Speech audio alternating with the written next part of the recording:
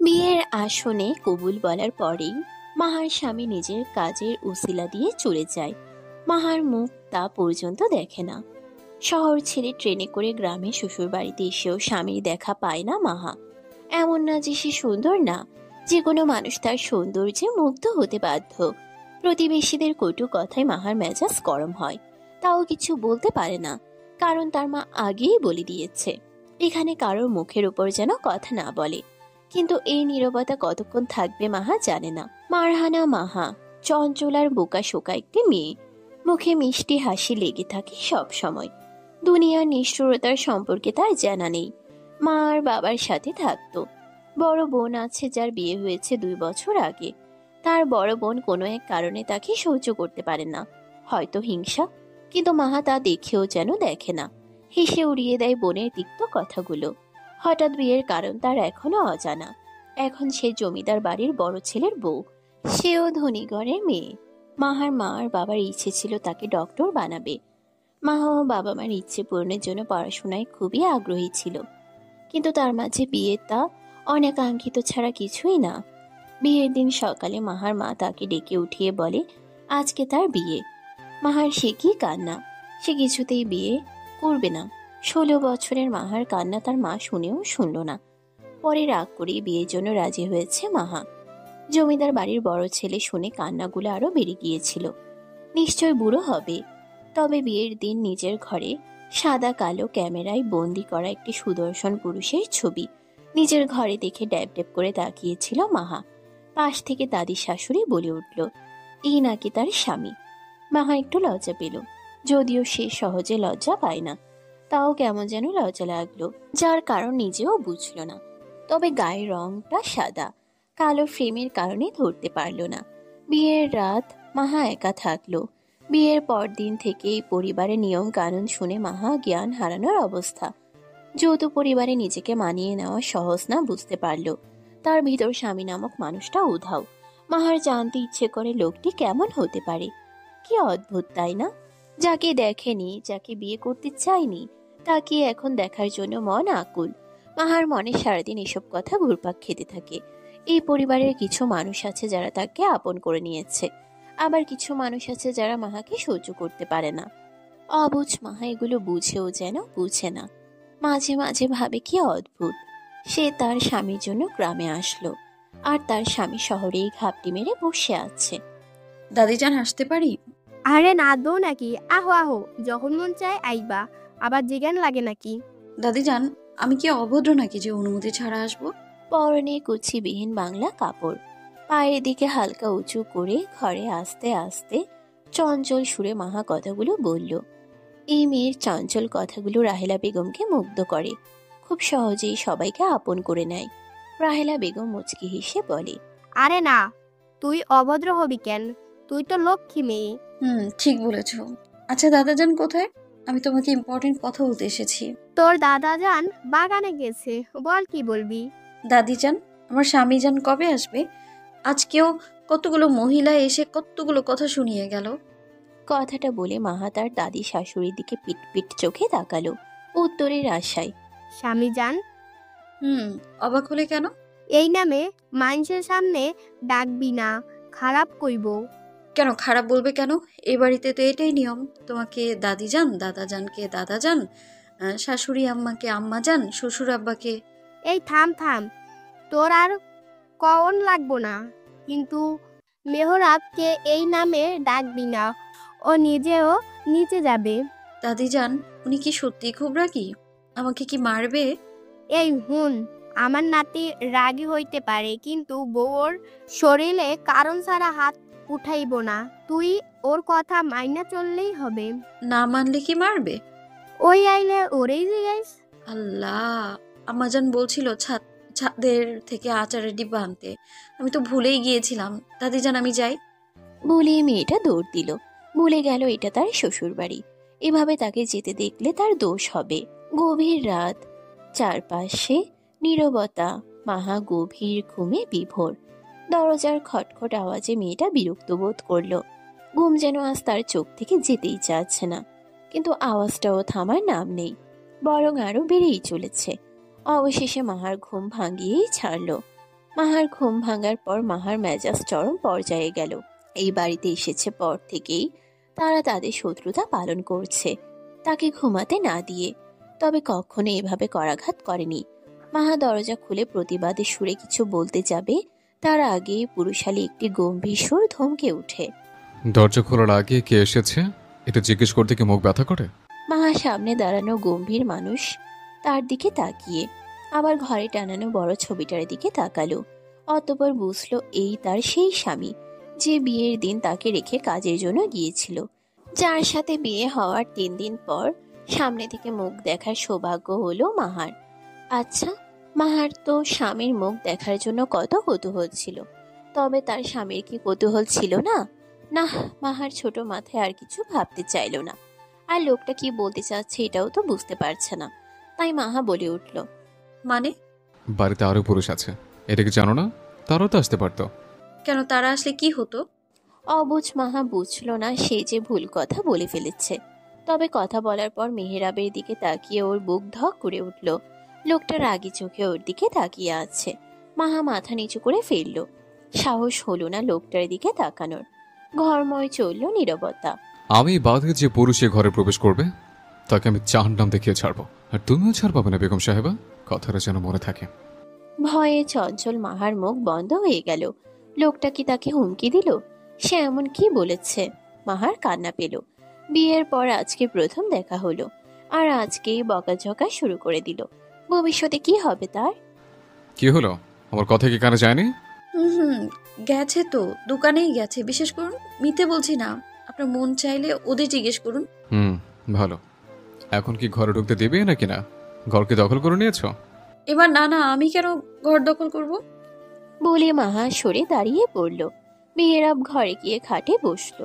বসে সামনে দাঁড়ানো মেয়েটার দিকে নিপুণ দৃষ্টিতে তাকালো। মেয়েটার গায়ে লাল রঙের শাড়ি, মেহেদি রঙা 2 হাতে মোটা মোটা দুটো বালা, গলায় সোনার চেইন, কানে ছোট দুল, চুলগুলো এলোমেলো ভাবে খোপা করা। দেখেই বোঝা যাচ্ছে এই যে নতুন বধূয়া। মেয়েটি মাথা নিচু করে থাকলেও হাত দুটো একটি আরেকটির সাথে ঘষছে। দেখেই বোঝা যাচ্ছে এই মেয়ে চুপ থাকার মতো মেয়ে না। এই মেয়ে যে চঞ্চল পাখি তা খুব সহজভাবেই বোঝা যাচ্ছে। কিছু বলতে চাও? না মানে, এত রাতে আসলেন যে? কেন, ভালো লাগে না বলছি? আমি সেভাবে বলতে চাইনি। তাহলে কিভাবে বলতে চেয়েছো? কিছু না, কিছু নয়, এমনি মুখ ফসকে বের হয়ে গেছে। আচ্ছা, মানলাম, কিন্তু এই 2 দিনে কি বাড়ির নিয়ম কানুন কিছুই শেখোনি? সে কখন এসছে? তোমার কি উচিত ছিল না আমি খেয়েছি নাকি না খেয়ে এসেছি জিজ্ঞেস করা? আল্লাহ, আপনি খাননি? একটু বসুন, আমি খাবার নিয়ে আসছি। যাবো আর আসবো। বলেই মাহা দৌড় দিল। অপর পাশের মানুষটি কিচ্ছু বলতে চাই নাকি শোনার প্রয়োজন বোধ করল না। হয়তো সে এখান থেকে পালানোর সুযোগই ছিল, আর না হলে মেহেরাব না খেয়ে আছে বলেই এমন উতলা দেখালো। রান্নাঘরে মাটির চুলায় তাকিয়ে দাঁড়িয়ে আছে মাহা। ভাত ছাড়া আর কিছু নেই ঘরে। অদ্ভুত, কত কিছুই তো রান্না করা হয়েছিল, সবই শেষ নাকি? হঠাৎ মনে হলো তার পিছনে কেউ তাকে দেখছে। মাহা সেই দিকে তাকালো, অথচ সেখানে কেউ নেই। মাহা নিজের শাড়িটা ঠিক করে নিল, যা পেটের থেকে একটু সরে গিয়েছিল। আবারও মাটির চুলায় নজর দিল। এই চুলায় রান্না করে কিভাবে? সে তো আগে কখনো রান্না করেনি, আর কি বা রান্না করবে? এই বৌমা, এই রাতে এইখানে কি করো? খিদা লাগছে নাকি? পেছন থেকে ছোট ছাচ্ছির কথা শুনে মাহা পিছনে ঘুরল। এই ভদ্র মহিলা মাহাকে খুব আদর করে, মাহারও তাকে ভালো লাগে। আর তাদের ভাব এর একটাই কারণ, দুজনের স্বভাব চরিত্র এক, কথাবার্তা চঞ্চলতা সব দিক দিয়েই। ছোট চাচি যান, জানেন কি হয়েছে? কি জানবো? হ্যাঁ রে, তুই কি লজ্জা পাইতেছিস? বলো কি, আমি লজ্জা পাচ্ছি? আচ্ছা, বুঝলে কিভাবে? আমি সবই বুঝি এখন। কি হয়েছে? আমার উনি আসছে চাচি যান। উনি আবার কেডা? আরে বুঝো না কেন? বোঝার চেষ্টা করো, তাহলেই তো বুঝতে পারবা। মেহরব আইছে? চাচি যান, ওনার জন্যই তো খাবার নিতে আসছি, কিন্তু কিছুই তো পাচ্ছি না খাবারের জন্য। আচ্ছা তুই খারা, রন্ধন আছে তো, ওই যে ওইখানে তাইলেই পাইতি। বলেই রান্নাঘরের ডান দিকে রাখা একটা পাত্রে থেকে তরকারি বেড়ে দিল। মাহা খাবার নিয়ে চঞ্চল পায়ে নিজের ঘরে যাওয়া শুরু করলো। এই আস্তে যা, পইরা যাবি। ঘরে ঢুকে মাহা দেখে মেহেরাব কপালে হাত দিয়ে শুয়ে আছে। লোকটা কি ঘুমিয়ে পড়লো নাকি? মাহা কি ডাক দিবে? যদি আবার রেগে যায়? দ্বিধা দ্বন্দ্বে ভুকে মাহা অবশেষে ডেকে উঠল। এই যে শুনেন, ওগো ঘুমিয়ে পড়লেন নাকি? মাহার এই সম্বোধন শুনে মেহেরাব অদ্ভুত চোখে তাকালো মাহার দিকে। কি হলো, এভাবে কেন তাকাচ্ছেন? ওগো। হ্যাঁ, কেন আপনার খারাপ লেগেছে? না, তেমন কিছু না। সামান্য খাবার আনতে এত সময় লাগার কারণটা জানতে পারি? আসলে হয়েছে কি শুনেন, প্রথমে রান্নাঘরে ঢুকেছি, তারপর পাতিলের ঢাকনা খুলে দেখি ভাত আছে, তারপর ভাত নিয়েছি থালায়, তারপর তরকারি নেয়ার জন্য তরকারির ঢাকনা খুলে দেখি তরকারি নেই। পরে অনেক ভাবলাম কি করা যায়, আমি তো রান্নাও করা জানি না। পরে ছোট চাচি যান। এবে চুপ, আমি কি এত কিছু জানতে চেয়েছে? একটু আগেই তো জিজ্ঞেস করলেন। অনেক হয়েছে, এখন খাবার দিয়ে আমাকে উদ্ধার করলেই খুশি হতাম। ইস, খুব খিদে পেয়েছে তাই না? শেষ কখন খেয়েছিলেন? এই যে এখন খাচ্ছি তোমার কথাগুলো, ভাত না খেলেও চলবে। মাহা মেহেরাবের ঠেস মারা কথাটা বুঝলো। বুঝে আর এক মুহূর্তও দেরি করলো না খাবার দিতে। খেতে দিল মেহেরাবকে। তুমি খেয়েছো? খেয়েছি। জানেন, এই বাড়িতে ঝাল খুব কম খায়, আমি আবার ঝাল বেশি খাই, তাই খেতে ভালো লাগে না, তবে রান্নাগুলো খুব মজার হয়। মেহেরাব খাচ্ছে আর সাথে গিলছে মাহার কথার ছুরিগুলো। মনে হচ্ছে কত বছরের কথা সে বলছে। এই মেয়ে কি এত কথা কেউ বলতে পারে? জমিদার সৈয়দ জালাল উদ্দিনের বড় ছেলে সৈয়দ মেহেরাব মায়ান। মেহেরাবের ছোট 2 বোন আছে। এক বোনের বিয়ে হয়েছে, আর এক বোন এবাড়ির কনিষ্ঠ কন্যা, যার বয়স প্রায় মাহার সমান। এই জন্যই তো মাহার সাথে খুব ভাব। মেহেরাবের মেজ চাচার 2 ছেলে, ছোট চাচার 1 মেয়ে 1 ছেলে। জমিদার বাড়ির মূল কর্তা সৈয়দ জালাল। পিতার অসুস্থতার পর সেই এই বাড়ির দায়িত্ব নিয়েছে। এই পুরো বাড়িটাকে আগলিয়ে রেখেছে। সৈয়দ জালালের মুখের উপর কেউ কথা বলার সাহস পায় না, এমনকি তার নিজ পিতাও সাহস পায় না। কিন্তু মেহেরাব সবার বিপরীত। সে সবসময় নিজের যা মন চায় তাই করে। অবশ্য স্বভাবটা বাবার কাছ থেকেই পেয়েছে। কোনো এক অজানা কারণে বাবা ছেলে নীরব যুদ্ধ চলে, যার কারণ অন্য কেউ জানে না। আজানের মিষ্টি ধ্বনিতে ঘুম ভাঙে মাহার। নিজের গায়ে ভারী কিছুর আভাস পেতেই চোখ মুখ কুচকিয়ে ফেলে মাহা। ডান হাতটা পুরো অবশ হয়ে গেছে। বিরক্ত নিয়ে ভারী জিনিস কি খুঁজতে গিয়ে দেখে মেহেরাবের হাত তার গায়ের উপর পড়ে আছে। সরানোর মতো শক্তিও পাচ্ছে না, তাই কিছু না ভেবে চিমটি কাটলো। চিমটি কাটার সাথে সাথে মেহেরাব বিরক্ত চোখে তাকালো মাহার দিকে। চোখে চোখ পড়ল। মাহা মনে মনে ভাবছে চিমটিটা কি জোরে দিয়ে ফেললো নাকি। এই, তোমার সমস্যা কি? চিমটি কাটলে কেন? আল্লাহ, কি বলেন এগুলো? আমি কখন চিমটি কাটলাম? নির্দ্বিধায় মিথ্যেগুলো বলে গেল মাহা।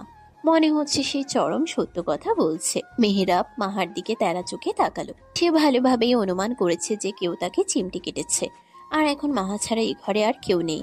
তবে এই সাত সকালে তার এসব নিয়ে কথা বলতে ইচ্ছে করছে না, তাই অপর পাশে ঘুরে শুতে যায়। ওগো, আজান দিয়েছে তো, উঠেন, নামাজ পড়বেন না? তুমি মজু করে আসো, তারপরে আমি যাব। আচ্ছা, একসাথে পড়বো কিন্তু। আচ্ছা, যাও।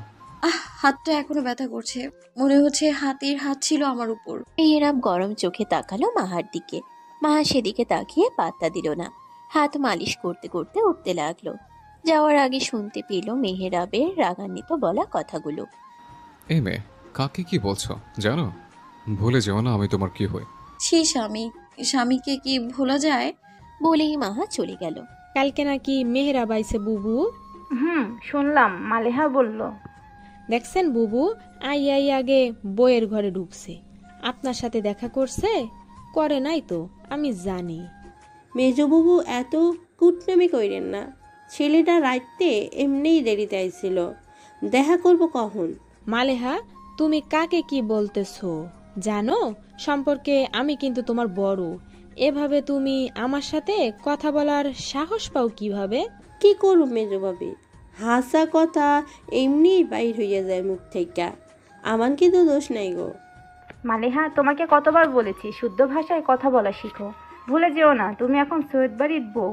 কম বছর তো হলো না আসছো, কয়দিন পরে মেয়ে বিয়ে দিবে, এখন তো ভাষা ঠিক করো।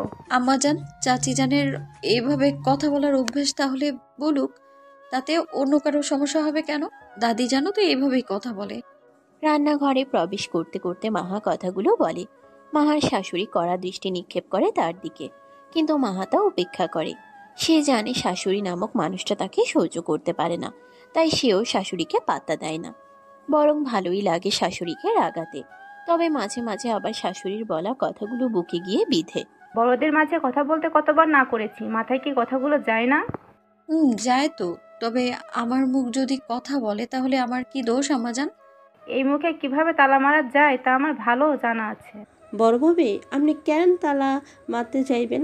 তালা মারার লাগিয়া ওর জামাই আইছে, মারলেও জামাই মারবো না। নিজের ছোট যা আর পুত্রবধূর কথাগুলো হজম হচ্ছে না হাফসা বেগমের, তাই আর কথা বাড়াতে চাইল না।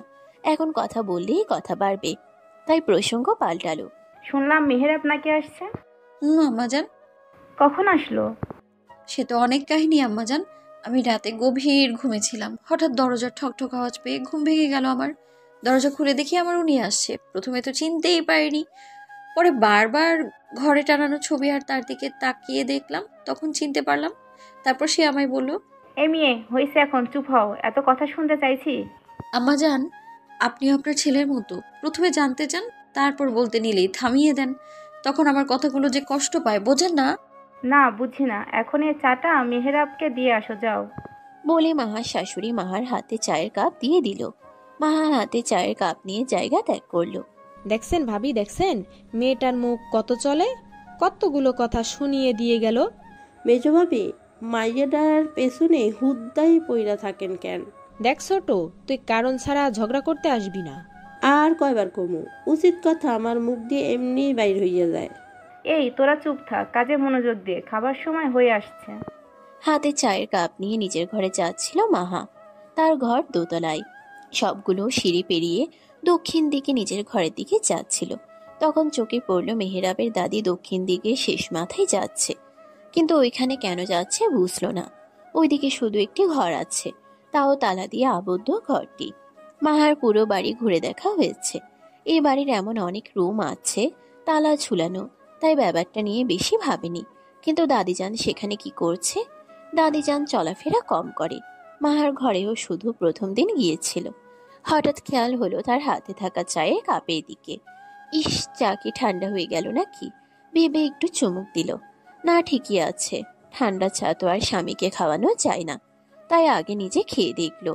এমনিতেই লোকটা যা রাগী, মাহার খুব ভয় লাগে, তাও নিজের মুখ বন্ধ করতে পারবে না সে। এই যে হওয়ার না। ওগো, আসবো? এই ঘর আসার জন্য অনুমতির প্রয়োজন নেই, ভুলে যাবে না, এটা তোমারও ঘর। না, আপনি যদি রেগে যান তাই জিজ্ঞেস করে আসলাম। কথাটা বলে মেহেরাবের হাতে চায়ের কাপটা দিল। মেহেরাব চায়ে চুমুক দিয়ে বলে, বিনা অনুমতিতে আমার জন্য আনা চা খেতে পারো, তখন অনুমতি লাগে না। এখন ঘর আসতে অনুমতি চাচ্ছ? চুরি করে ধরা পড়ার মতো মাহা মেহেরাবের দিকে তাকালো। ইস, লোকটা কি দেখে ফেলেছে? মাহা এখন কি বলবে? কি হলো, ধরা পড়ে এখন মুখের বলি গায়েব হয়ে গেল? না না, গায়েব হয়নি। তবে যদি আমার পুরো কথা শুনতে চান তাহলে বলবো, না হলে বলবো না। পুরো কথা না বলতে পারলে আমার কথাগুলো যে কষ্ট পায়, কিন্তু আপনি আর আম্মা তা বোঝেনি না। থাক, তোমার আর কিছু বলা লাগবে না, চুপ থাকো, তাই ভালো হবে।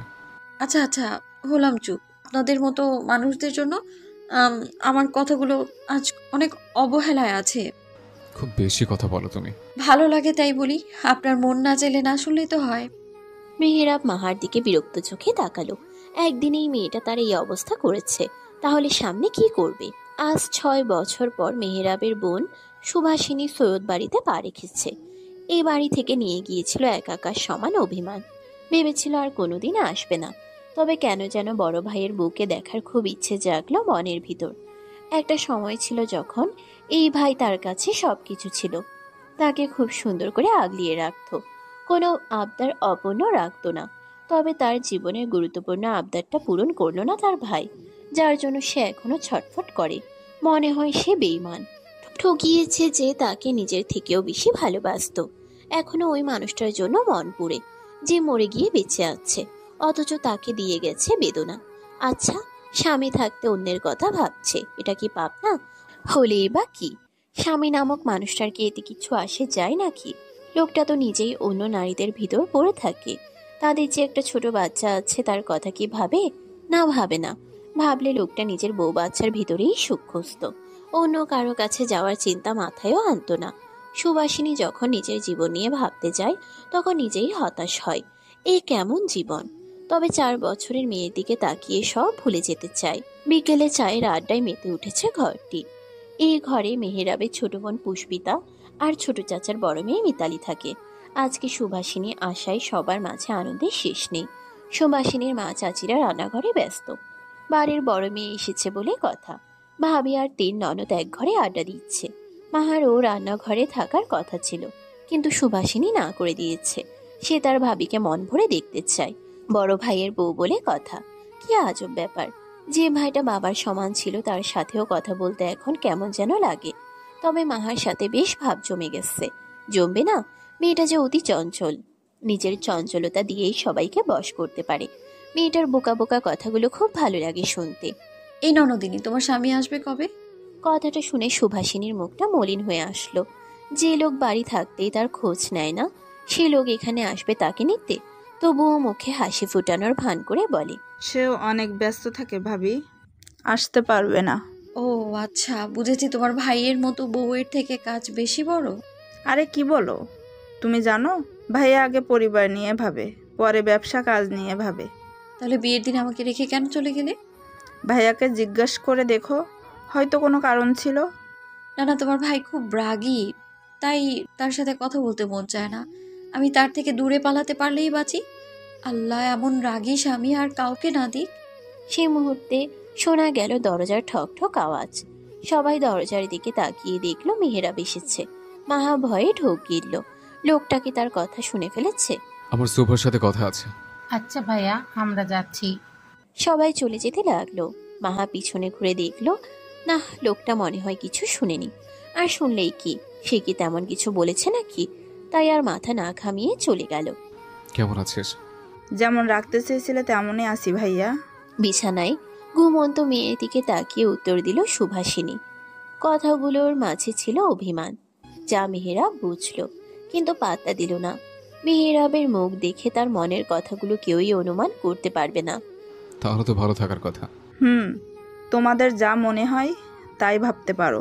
এখন অভিমান করে থাকবে? ওকে না মারলেও পারতে। আমি কিছু করিনি। চাইলে হয়তো থামাতে পারতে। মাঝে মাঝে কিছু জিনিস আমাদের হাতের বাইরে চলে যায়, যা চাইলেও আমরা থামাতে পারি না। থাক, পুরনো কথাগুলো না তুললেই ভালো। ভালো থেকো তোমরা, এটাই আমার চাওয়া। মেহেরাব আর কিছু বলল না, শুধু বোনের মাথায় স্নেহ মাখা হাতটা রাখলো। কি চলছে তার ভিতর তা হয়তো সেই জানে। সৈয়দ বাড়ির নিয়ম হলো আগে বাড়ির পুরুষেরা খাবে, তারপর বাড়ির মেয়ে বউরা একসাথে খাবে। রাতের খাবার বাড়ির ছেলেরা খাচ্ছে আর মেয়েরা পরিবেশন করছে। মাহা ও শাশুড়িদের সঙ্গে কাজ করছে, কিন্তু একজোড়া কুৎসিক চোখ যে মাহাকে খারাপ নজরে দেখছে, তা কি মাহা জানে? তবে মাহা না দেখলেও বিষয়টা অন্য কারো চোখে ঠিকই ধরা দিল। রাতের খাবার খেয়ে শাশুড়িদের সঙ্গে কাজ শেষ করে মাহা মাত্র ঘরে ঢুকলো। ঘরে ঢুকে দেখে মেহেরাব ঘরে নেই। মাহা শান্তির নিঃশ্বাস নিল। লোকটা কেমন গম্ভীর স্বভাবের।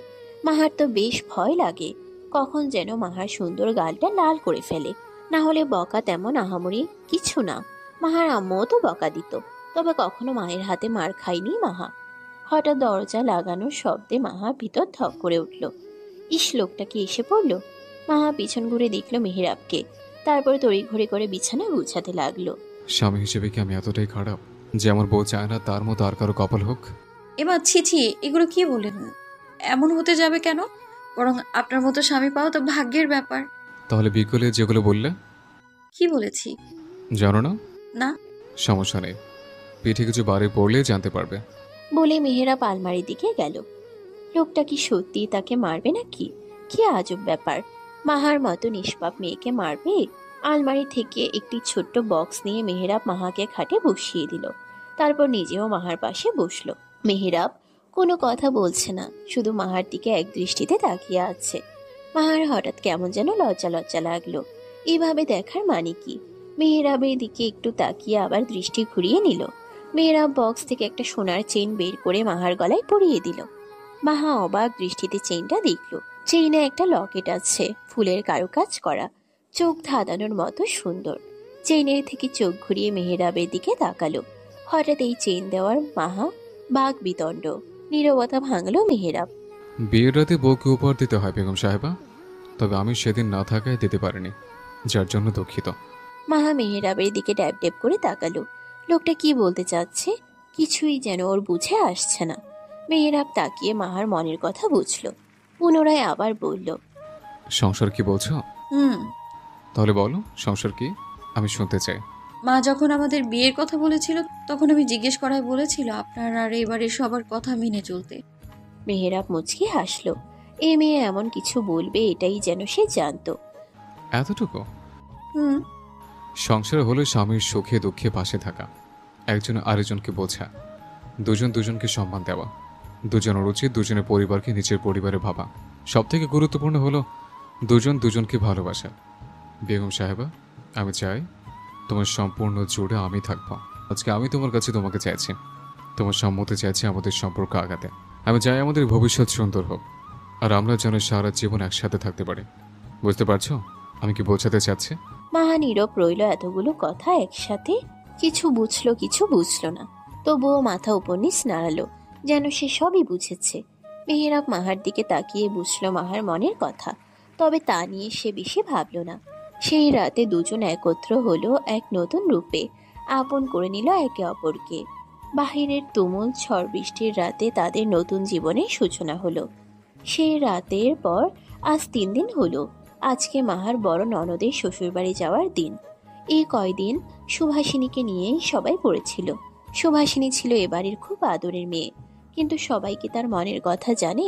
কিভাবে মেয়েটা মরে গিয়েও বেঁচে আছে? না, জানে না। সুভাষিনীও জানাতে চায় না, কারণ তার কাছে তো এই বাড়িটাই বিষের মতো লাগে। হঠাৎ এই বাড়িটা টানলো তাকে, তাই তো সে আসলো। আর সাথে তার মিষ্টি ভাবির সাথে পরিচয় হলো। আপা, আর কয়দিন থেকে যাও না।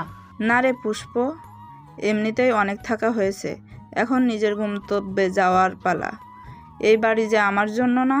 এভাবে বলো কেন? এটা তো তোমারও বাড়ি, আর কয়েকদিন থেকে গেলে কি হয়? মলিনী এসে বোনের মাথায় হাত বুলিয়ে দিল সুভাষিনী। বোন, একটা কথা রাখবি? বলো আপা, কি বলবে? ভুলেও কারোর প্রেমে পড়িস না, এ যেন মরণ যন্ত্রণার থেকেও ভয়ানক। আমি চাই তোর একটা সুখের সংসার হোক। আপা, তুই কি সুখী না? সুভাষিনী কিছু বলল না, নীরব থেকে মেয়েকে নিয়ে চলে গেল ঘরের বাইরে। পুষ্পিতা সেদিকে তাকিয়ে বোনের কথাগুলো বুঝতে চাইল। সে ছোট চাচির থেকে শুনেছে বোনের জীবন কাহিনী। তখন সে ছোট ছিল, কিছু বুঝতো না, তবে ছোট চাচির সাথে ভাব থাকায় চাচি সবকিছু বলেছে।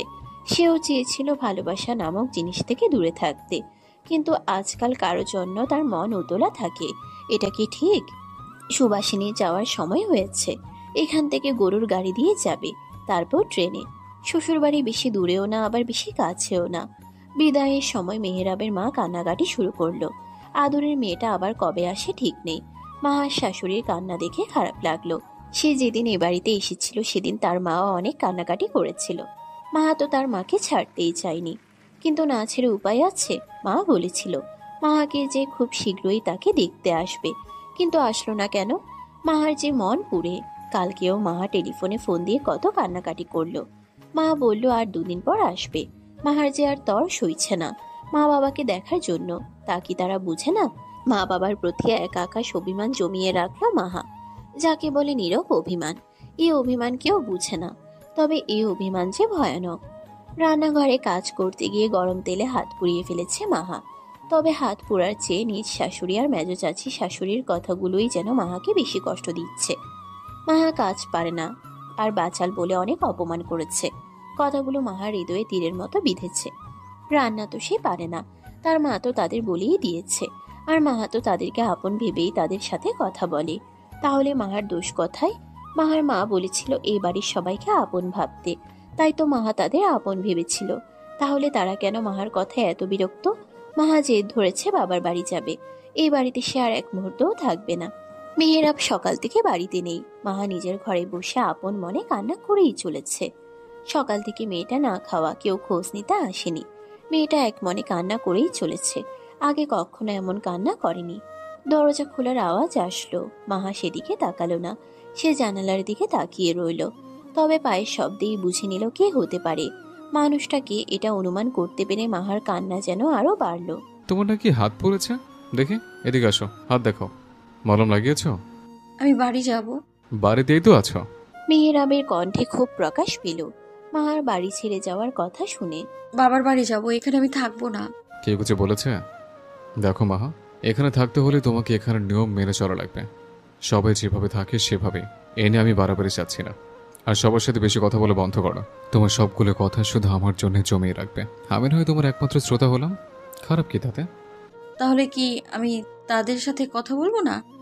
তুমি এই বাড়ির বড় বউ, তাই তোমার উচিত বুঝে শুনে কথা বলা। আশা করি বুঝছো। মা তো বলেছিল এটা আমার আপন বাড়ি, তাই তো আমি সবাইকে আপন ভেবে কথা বল। মাহা, বোঝার চেষ্টা করো। তুমি বাড়ির বউ, বয়সে ছোট হলে বাড়ির বড় বউ তুমি। বউ বউ বলি কি এ বাড়ি আমার আপন না নাকি? মেহেরাব শুনল মাহার অভিমানী কথা, তবে সেদিকে মনোযোগ দিল না। তার সম্পূর্ণ মনোযোগ মাহার হাতের দিকে। অনেকখানি পুড়েছে। চুপচাপ মাহার হাত নিয়ে মলম লাগাতে লাগলো। মাহার দৃষ্টি বাহিরে ফুল বাগানের দিকে। মাহার ঘরের জানালা দিয়ে বাগানটা খুব সুন্দর দেখা যায়। বিকেলের এই মিষ্টি সময় বাগানটা যেন বেশি মুগ্ধকর লাগছে। মেহেরাব মাহার দৃষ্টি অনুসরণ করে সেদিকে তাকালো। বাগানে গিয়েছিল কখনো? না, মজা না করে দিয়েছিল বাগানে যেতে। যেতে মন চায়? অনেক। পছন্দের ফুল কি? সব ফুলই তো ভালো লাগে। নির্দিষ্ট কোনো ফুল নেই? না, ফুল মানেই তো সৌন্দর্য। দেখেন সবগুলো ফুল কত সুন্দর লাগছে। আপনার পছন্দের ফুল কোনটা? বাগানের ফুল আমি মুগ্ধ করতে পারি না, কারণ আমার ঘরে একটা বাহারি ফুল আছে যাতে আমি বারংবার মুগ্ধ হই। ভাবি, মেহরা বৌমার জন্য খাওন চাইছে। দেখছেন বড় ভাবি ছেলেটাকে কিভাবে বশ করতেছে। এক্ষুনি এই অবস্থা, ভবিষ্যতে কি হবে একবার ভাবুন। মেজো ভাবি, তুমি মাইয়াটার পেছনে এমনি লাগিয়ে থাকো কেন? কম তো কথা কও নাই। হেই হকাল থেকে না খাইয়ে রইছে। এই তোরা থাম মালেহা, এই নাও খাবার, আর মেহরাবকে বলে দিও মলম লাগিয়ে দিতে। আচ্ছা, আমি তাইলে খাওনটা দিয়ে আহি। মালিহা বেগম বের হওয়ার সাথে সাথে মেহেরাবের মেজো চাচি শিলা বেগম বলে, বড় ভাবি বউকে মাথায় তুলে আর খারাপ বানাবেন না।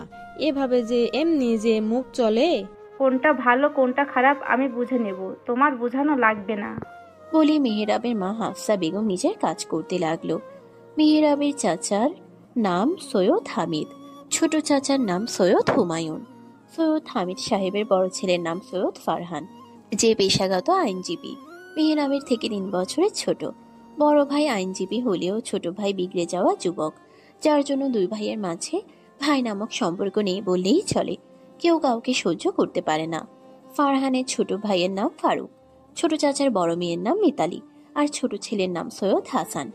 কাজের সূত্রে ফারহানের বাড়ি এসেছে গোয়েন্দা জাফর ইকবাল, যাকে আপ্যায়নের জন্য বাড়ির সবাই কাজে ব্যস্ত। মাহা নিজের ঘরে বসে আছে। মাহার মনটা আজকে বেশ ফুরফুরে, কারণ সকালে মেহেরাব তাকে নিজের সঙ্গে নিয়ে পুরো বাগান দেখিয়েছে। মাহার খোপায় নিজের হাতে রক্ত জবা ফুল পরিয়ে দিয়েছে। মাহা তখন তাজ্জব বনে গিয়েছিল। তার রাগী স্বামীটা দিন দিন তাকে শুধু মুগ্ধ করছে। মাহার মাঝে মাঝে মন চায় নিজের ভাগ্যটাকে ছোট্ট একটা কালো কালির টিপ লাগিয়ে দিতে, যাতে তার সুখে কেউ নজর না লাগাতে পারে। কিন্তু এটা কি সম্ভব? দরজার ঠকঠক আওয়াজে মাহা সেদিকে তাকায়। দেখতে পায় তার ছোট ননদ পুষ্পিতা এসেছে। ভাবি, আম্মা তোমাকে ডাকছে। কেন? বাড়িতে মেহমান এসেছে, তাই তোমাকে দেখা করতে বলেছে, চলো আমার সাথে। সময়টা সন্ধ্যা। হলরুমে বসে আছেন মধ্যবয়স্ক লোক জাফর ইকবাল সাহেব। একটু পরেই চলে যাবে। যাওয়ার আগে নতুন বউকে দেখে যেতে চাইল। লোকটা গোয়েন্দা অফিসার হলেও নিজের মাঝে কোনো অহংকার নেই, বেশ ফুরফুরে মেজাজে থাকে। এই বাড়িতে আগেও 2-1 বার এসেছিল, সেই হিসেবে মেহেরাবের সাথে এই ভদ্রলোকের পরিচয় আছে। বাড়িতে এখন মেহেরাবের দাদা সৈয়দ দিদার সাহেব আর ফারহান আছে। অন্য পুরুষরা এখনো আসেনি। মেহেরাবও বাড়িতে নেই, আসতে হয়তো রাত হবে। আসসালামু আলাইকুম। মাহার সালাম শুনে লোকটি মাহার দিকে তাকালো, মুচকি হেসে জবাব দিল, ওয়ালাইকুম আসসালাম। এ তাহলে মেহরাব এর বউ? ফারহান উত্তর দিল, জি স্যার। মাশাল্লাহ, অনেক মিষ্টি মেয়ে। মামুনি কেমন আছো? আলহামদুলিল্লাহ ভালো, আপনি? আলহামদুলিল্লাহ অনেক ভালো। তোমার নাম কি? মারহানা মাহা। লোকটি চমকিত দৃষ্টিতে তাকালো মাহার দিকে, অতঃপর ফের প্রশ্ন করলো, তোমার বাবা মার নাম কি? আরে জাফর চাচা যে হঠাৎ আমাদের বাড়িতে? মাহা উত্তর দিতে যাবে তার আগেই মেহেরাবের কণ্ঠ শুনে সেদিকে তাকালো। মেহেরাব মাহার দিকে তাকিয়ে চোখের ইশারায় যাওয়ার নির্দেশ দিল, যা ধরা পড়ল জাফর ইকবাল সাহেবের চোখে। মাহা চলে গেল। মেহেরাব চেয়ারে বসে। জাফর ইকবাল মেহেরাবের দিকে তাকিয়ে বলে, কিছু কাজ ছিল তাই এসেছিলাম, ভাবলাম তোমার বউকেও দেখে যাই।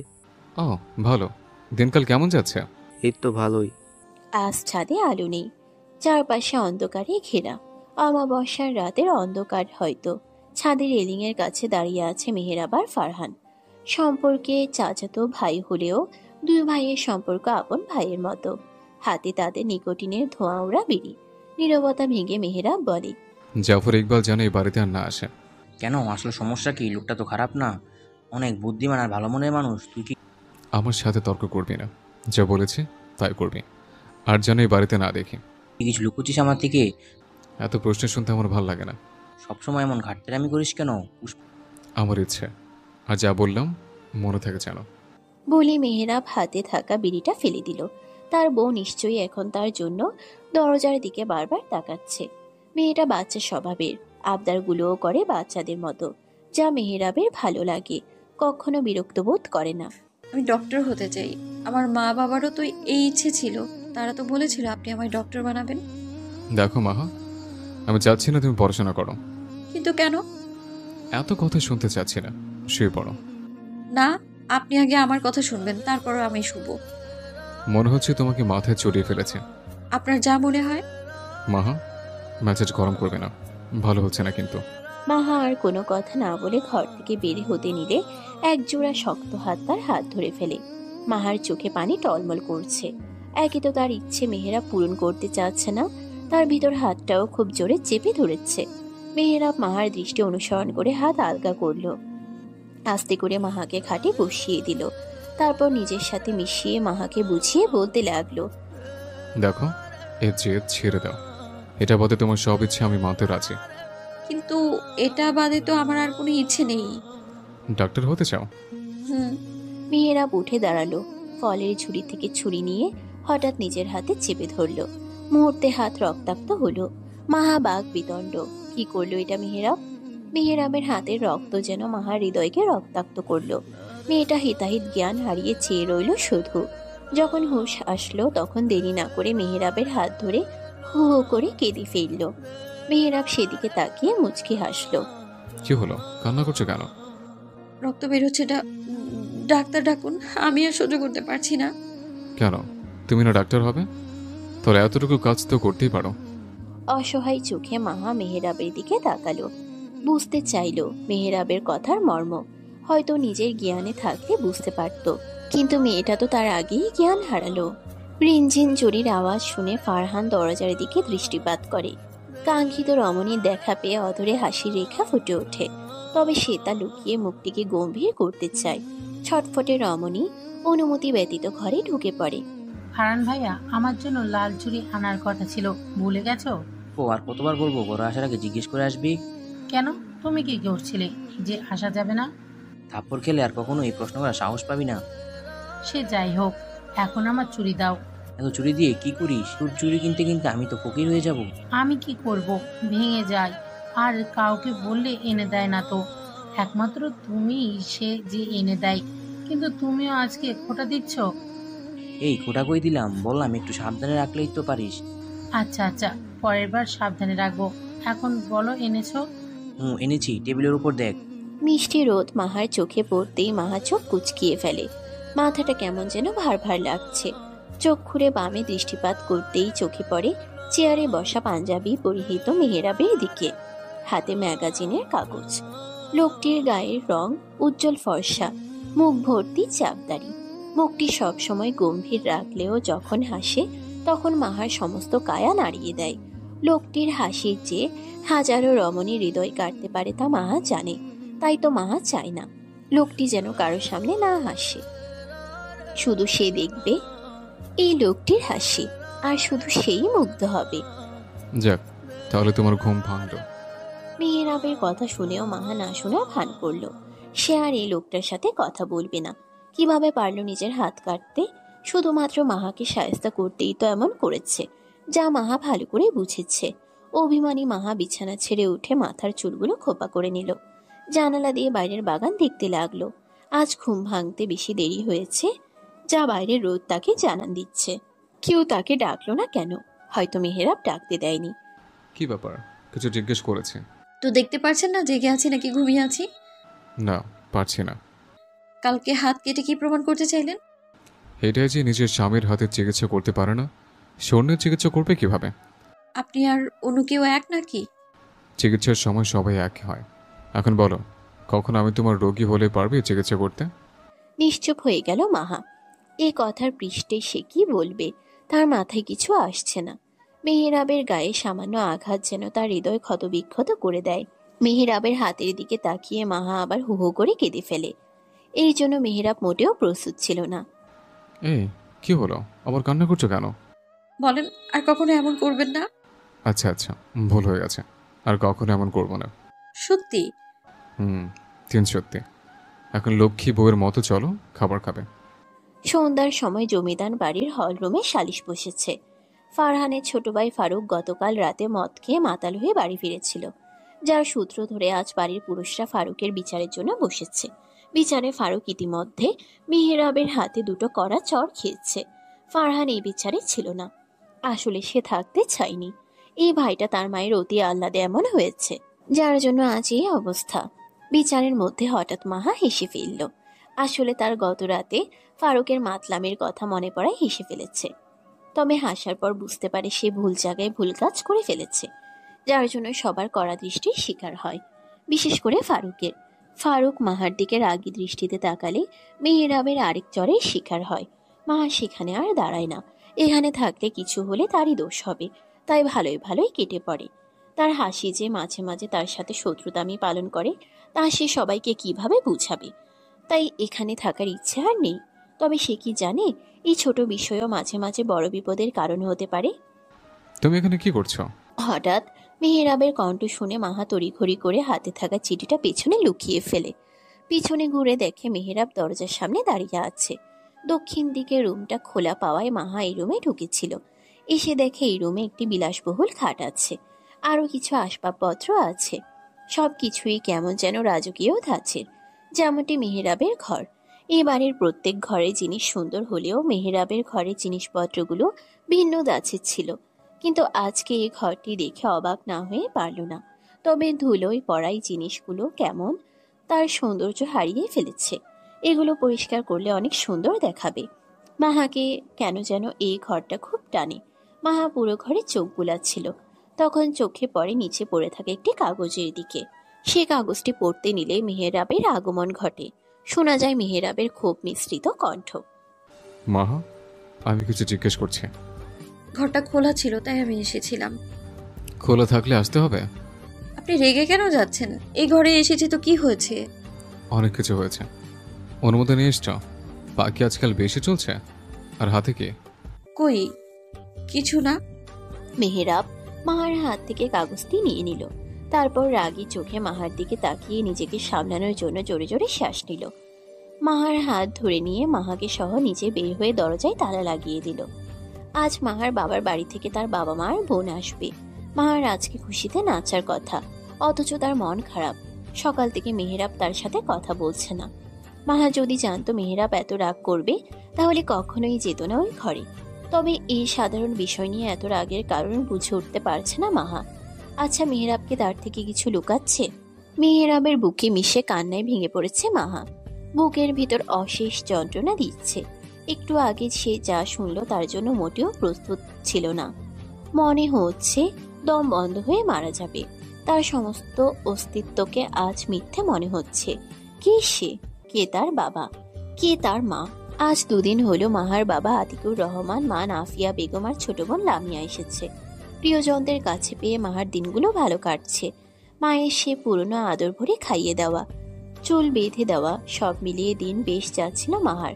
ছোট মাহার হঠাৎ বড় হয়ে যাওয়া দেখে মাহার বাবা মার মনে কেমন যেন আঘাত হানে। তারা কি মেয়ের বিয়ে দিয়ে ভুল করে ফেলেছে? মাহা কি সংসার সামলাতে পারবে? তবে মেহেরাবের মাহার প্রতি ভালোবাসা তারা বুঝেছে। আর এই বাড়িতে মাহার কোনো কিছুর অভাব হবে না তারা জানে। শুধু শ্বশুর বাড়ির সবার সাথে মারিয়ে নিলেই হবে।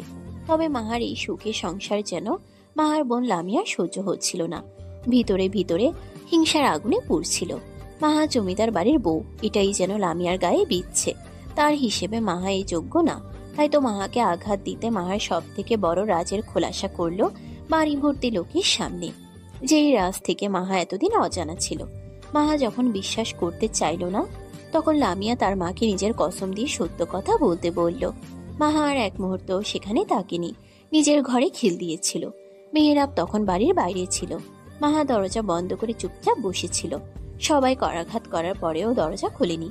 তবে যখন দরজার ওপাশ থেকে মেহেরাবের ডাক শুনল, তখন আর এই ডাক অবজ্ঞা করতে পারেনি, খুলে দিয়েছে দরজা। মেহেরাব সবাইকে যেতে বলে দরজায় খিল লাগিয়ে দেয়। মাহাকে জড়িয়ে ধরার সঙ্গে সঙ্গে মাহার কান্নারা যেন বাঁধ ভেঙে যায়। সেই থেকে মাহা কেঁদেই যাচ্ছে। মেহেরাবও মাহাকে কান্না করতে দিয়েছে, তবে মাহার কান্না যেন থামছেই না। বেগম সাহেবা, এখন তো কান্না থামান, নাহলে মাথা ব্যথা করবে। আপা কি বললো? আমি নাকি তাদের কেউ না? কেউ না আমি? আম্মা আব্বা নাকি আমার আপন না? কেউ নাকি আমার আপন না? আমি আছি তো। কিন্তু আমি যে অস্তিত্বহীন, কে আমার বাবা মা আমি কিছুই জানি না। আমি তোমার অস্তিত্ব মাহা। আমার বাবা মা কে? যারা তোমাকে লালন পালন করেছে তারাই। আমি আমার জন্মসূত্রের কথা জানতে চাইছি। আচ্ছা, কান্না থামাও, এদিকে তাকাও, আমার দিকে তাকাও। মাহা, একবার ভেবে দেখো, যারা তোমাকে লালন পালন করেছে তারা কি কখনো তোমাকে অবহেলা করেছে? করেনি তো। তাহলে তুমি কেন তাদের কষ্ট দিচ্ছ? তারাই তো বললো আমি নাকি তাদের আপন না। সত্যতা তো একদিন জানাই লাগতো বেগম সাহেবা। এটা কঠিন সত্য হলে মানতে হবে। কিন্তু ভাবো তো, যারা তোমাকে এতদিন এত আদর বড় করলো তাদের কেন কষ্ট দেবে? এটা কি ঠিক? বাইরে চলো আমার সাথে, দেখো তোমার আম্মার কান্না, তারপর বলো তার কি তোমার পর নাকি আপন? জন্ম না দিলে কি বড় হয়ে যায়? তোমার আম্মা আব্বা যে তোমাকে প্রচুর ভালোবাসে, তাদের ভালোবাসাকে ফেলে দিও না বেগম সাহেবা। আম্মা, মা বিশ্বাস কর, তোকে আমরা কখনোই লামিয়ার থেকে আলাদা দেখিনি। তোকে আমরা নিজের মেয়ে হিসেবে দেখেছি। তুই বল, আমরা কি তোকে কম ভালোবাসি? মায়ের বুকে ঝাঁপিয়ে পড়ল মাহা। আজ যেন অশ্রুরা বাদ মানছে না। সে জানে তার বাবা মা তাকে খুব ভালোবাসে, তাই তো মানতে কষ্ট হচ্ছে যে তারা তার বাবা মা না। আরে হয়েছে, কত কান্না করবি, এবার থাম। তুমিও তো কান্না করছো। তুই থাম, তাহলে আমি থামবো না, আগে তুমি থামো। আরে হয়েছে, তোমরা দুজনেই থামো। আর কত কান্না করবে? আবার তুমি কথা বলবে না আমাদের মাঝে। মাহা রাগ করেছে তোমার উপর। কেন মা, কি হয়েছে? তুমি আগে কেন জানাওনি আমায়? কিছু সত্য লুকায়িত থাকাই ভালো মা, তবে আমরা ভুলে গেছিলাম সত্য বেশি দিন লুকিয়ে রাখা যায় না। তাহলে এটাও বলো, আমার আসল বাবা মাকে, তাদেরকে চেনো তোমরা? মাহার প্রশ্ন শুনে মাহার বাবা মার মুখ কালো হয়ে গেল। এর ভিতর ঘরে মেহেরাব ঢুকে তারা দিতে লাগে রাতের খাবারের জন্য, যার জন্য মাহার প্রশ্নের উত্তর শোনা গেল না। মাহার বাবা মার যাবার সময় হয়ে এসেছে। মাহা বায়না ধরেছিল সে যাবে, তবে মেহেরাব যেতে দিতে রাজি হয়নি। মাহার বাবাও মাহাকে নিয়ে যেতে চেয়েছিল, কিন্তু মেহেরাবের জন্য তা আর হয়ে ওঠেনি।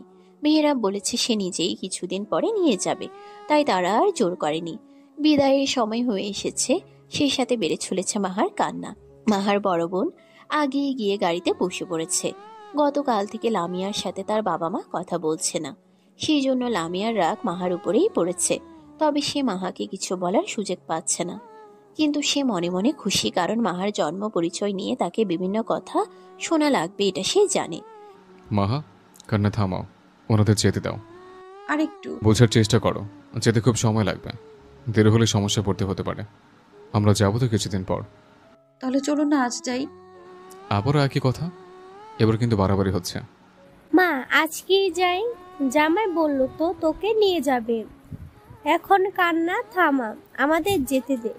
আচ্ছা, ভালোভাবে যাবে, আমি শীঘ্রই আসবো কিন্তু। আমার আম্মার জন্য আমরা অপেক্ষা করব। আচ্ছা যাও। আতিকুর রহমান আর নাফিয়া বেগম চলে গেল, রেখে গেল মাহার ভিতরের এক যন্ত্রণা। এই যে মাহার মনে একই প্রশ্ন চলে, কে তার বাবা, কে তার মা, কে সে? চাঁদের আলো ধরণীতে উজ্জ্বলতায় ছড়িয়ে পড়েছে, হয়তো জ্যোৎস্না রাতে জানান দিচ্ছে। চারিপাশে মিষ্টি বাতাস বইছে, ছাদের ফুটন্ত ফুলগুলো তাদের মিষ্টি সুবাস ছাড়াতে ব্যস্ত। প্রকৃতি যেন তাদের সৌন্দর্যে জানান দিচ্ছে। এই সুন্দর প্রকৃতি উপভোগ করছে মেহেরাব আর মাহা। ছাদে বিছানা বিছিয়ে মেহেরাবের কোলে শুয়ে আছে মাহা। মাহার দৃষ্টি চাঁদে আর মেহেরাবের দৃষ্টি তার ব্যক্তিগত চাঁদের দিকে। মেয়েটা কত আনন্দের সাথে তাকে ছাদে চাঁদ দেখতে আসার জন্য জোর করলো, অথচ আসার পর থেকে চাঁদের দিকে তাকিয়ে কিছু ভাবছে। মনে হচ্ছে চাঁদকে কিছু প্রশ্ন করছে, যার উত্তর পাচ্ছে না। মেহেরাব যে তার সাথে আছে তা যেন ভুলেই গেছে।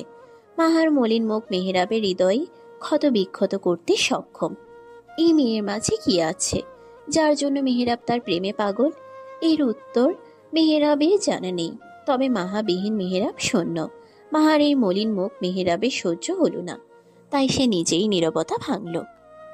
বেগম সাহেবা, মাহা ডাকছি তোমাকে, শুনছো না? কিছু বলেছেন? মন খারাপের কারণ জানতে পারি? কই, মন খারাপ না তো। আমার মিথ্যে পছন্দ না। পরের বার মিথ্যে বললে আমি সহ্য করব না।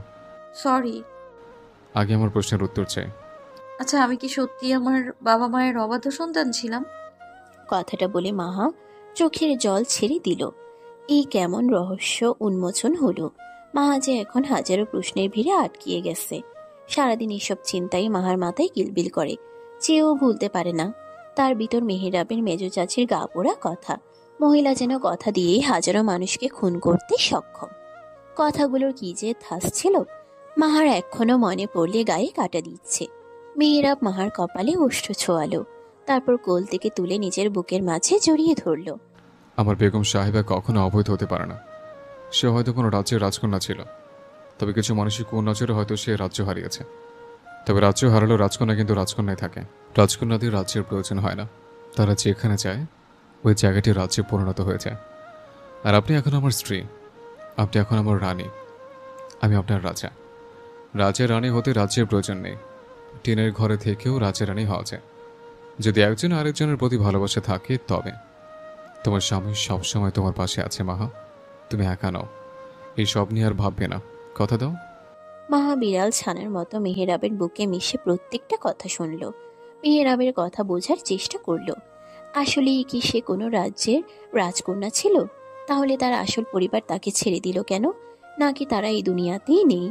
প্রশ্নটা মাথায় আসতেই সে মেহেরাবকে বলে, আচ্ছা, আমার মা বাবা কি তাহলে বেঁচে নেই? এসব নিয়ে ভাবতে না করেছে, কথা কি কানে যায়নি? চাইলেই কি সব ভোলা যায়? যে স্মৃতি কষ্ট দেয় সে স্মৃতি ভুলে যাওয়াই ভালো। আচ্ছা, আর ভাববো না। এই তো আমার লক্ষ্মী বউ। হুম। তুমি অবৈধ এই কথা কে বলেছে? চুপসে যায় মাহা। মেহেরাবকে মেজ চাচির বলা কথাগুলো জানানো কি ঠিক হবে? যদি রেগে যায় তাই মিথ্যে বলল। কেউ না। আবারও মিথ্যে? এক কথা কতবার বলবো? আমার কাছে কিছু লোকাবে না। মেজ চাচি বলেছে, দয়া করে রেগে যাবেন না। মেহেরাবের ভাবনাই যেন সত্যি হলো, নয়তো মাহার মাথায় এসব চিন্তা কখনোই আসতো না। নিজের রাগকে নিয়ন্ত্রণে আনলো মেহেরাব। সেই রাতটাকে উপভোগ করতে চায়। শুধু তাই নয়, মাহার সাথে প্রতিটি মুহূর্ত সে উপভোগ করতে চায়। মানুষের মৃত্যু কখন ঘনিয়ে আসে তা তো আর বলা যায় না। এখন সেসব বাদ দাও, আসো গল্প করে। কিসের গল্প করবেন? ভূতের গল্প কিন্তু বলবেন না, আমার ভয় লাগে। এত ভয় লাগলে এত রাতে ছাদে এসে বানা ধরলে কেন? আপনি পাশে আছেন তাই। ও, তাহলে তো ভূতের গল্পই বলা লাগে। আমি পাশে আছি তো। উফ, আপনি দিন দিন খারাপ হয়ে যাচ্ছেন। তোমার সাথে থাকতে থাকতে হয়েছে একটু একটু। দূর, কথাই বলবো না তো। আরে মজা করছি, রেগে যাচ্ছ কেন? না, রাগিনি তো। আচ্ছা। ওগো শুনছেন? বলো, শুনছি তো। বলেন তো, ওগো ডাকের রহস্য কি? হে, ডাকের আবার রহস্য আছে নাকি? আছে তো। তাহলে বলে ফেলো। এটা দাদিজান শিখিয়েছিল। কেন জানেন? কেন? বলেছিল আপনার খুব রাগ, তারপর বলল যদি আপনি রেগে যান তখন এই নামে ডাকতে, কাজে দিলেও দিতে পারে। আপনার মনে আছে আমাদের প্রথম যেদিন দেখা হলো, খাবার নিয়ে এসে দেখি আপনি শুয়েছিলেন। প্রথম ডাক দিলাম, শুনলেনই না। তখন দাদিজানের কথা মনে পড়লো, তারপর মজা করে ডেকে বসলাম, আর আপনি আমার ডাক শুনে অবাক চোখে আমার দিকে তাকিয়েছিলেন। আর আমার খুব মজা লাগছিল তখন, জানেন, তাই এভাবেই ডাকতাম। আর এখন তো অভ্যস্ত হয়ে গেছি। বাহ, দারুণ। এই ছিল তাহলে মনে? বুড়িকে কাল ধরবো, আমার বউর কাছে আমার বদনাম। খুনসুটি ভালোবাসা আর মধুময় একটি রাত কাটলো তাদের। ভালোবাসা দিন দিন যেন বাড়ছে। দুজন এখন একে অপরের পরিপূর্ণ। ভালোবাসার একটি সুখের সংসার। টেলিফোনটা হাত থেকে পড়ে তারের সাথে ঝুলছে। মাহা পাথরের মতো দাঁড়িয়ে আছে, কি শুনল তা ভাবছে। মাহার মা কল দিয়েছিল। ভদ্রমহিলা কান্না করতে করতে জানালো বড় মেয়ে লামিয়া অ্যাক্সিডেন্ট করেছে। মা এই কথা শুনে থমকে গিয়েছে। হতে পারে তার বড় বোন তাকে ভালোবাসে না, তাকে ঘৃণা করে। তবে মাহা যে তার বোনকে ভালোবাসে, সে তাকে নিজের বোন ভেবে এসেছে, এখনো ভাবে। রক্তের সম্পর্ক না হলেই কি পর হয়ে যায় নাকি? মাহার তো মনে হয় না।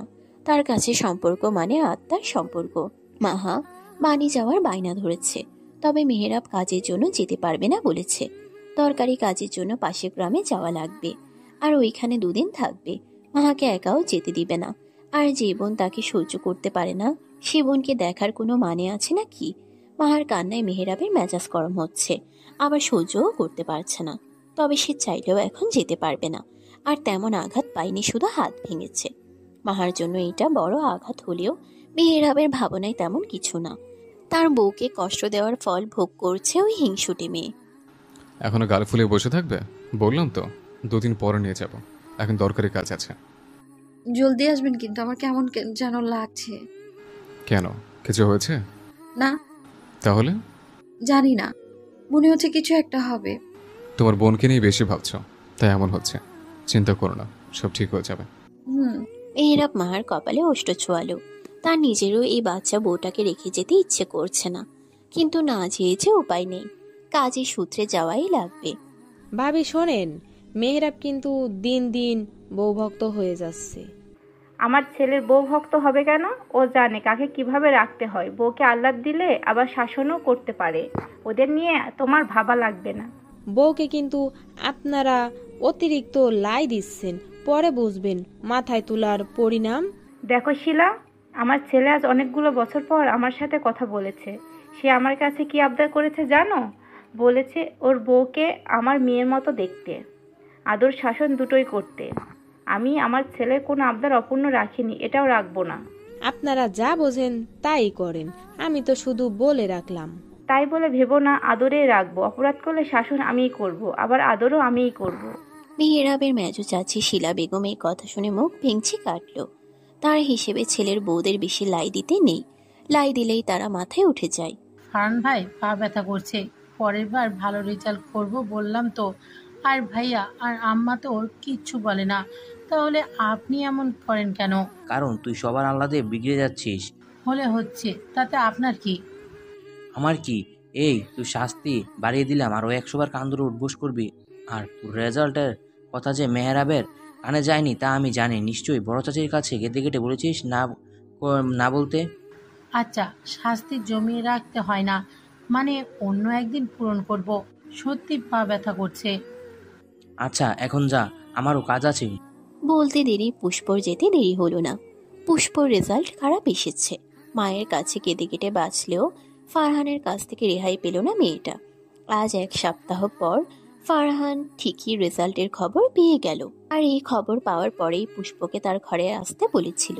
মেয়েটাও খুশি মনে এসেছিল, কিন্তু আসার পরেই ফারহান শাস্তি হিসেবে 100 বার উঠবোস করতে বলে।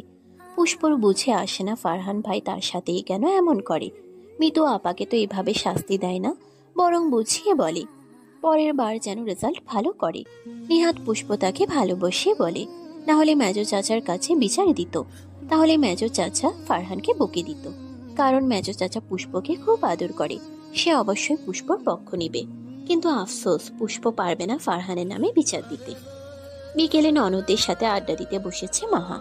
আজকাল মেহেরাবকে ছাড়া ঘরটাও কেমন যেন বিরক্ত লাগে। মেহেরাব বাহিরে থাকলে অপেক্ষায় থাকে কখন আসবে, কিন্তু এবার তো 2 দিনের জন্য গেল। বিয়ের পর এটা দ্বিতীয়বার মেহেরাবকে ছাড়া, তবে প্রথমবারের থেকে এবার মনটা বেশি আনচান করছে, যার জন্য ঘরে থাকতে পারছে না। 2 দিনের দূরত্ব মাহার কাছে অনেক বেশি লাগছে। ভাবি কি ভাবছো? ওই কিছু না তো। ভাইয়ের কথা মনে পড়েছে? না এমনি ভালো লাগছে না। মাহার কথা শুনে মিতু আর পুষ্প ঘর কাঁপিয়ে হেসে দিল। মাহার যে মেহেরাবের চিন্তায় বিভোর এটা তারা বুঝতে পেরেছে। ননদ হিসেবে একটু মজা তো করতেই পারে। মাহা তাদের দিকে রাগি চোখে তাকালো। তা দেখে 2 বোন চুপসে গেল। হাসার কি হলো? আরে ভাবি রেগে যাচ্ছেন কেন? আমরা তো এমনিতেই হাসছি। আচ্ছা তোমাদের হাসা হলে ডাক দিও, আমি যাই। আরে রাগ করছো নাকি?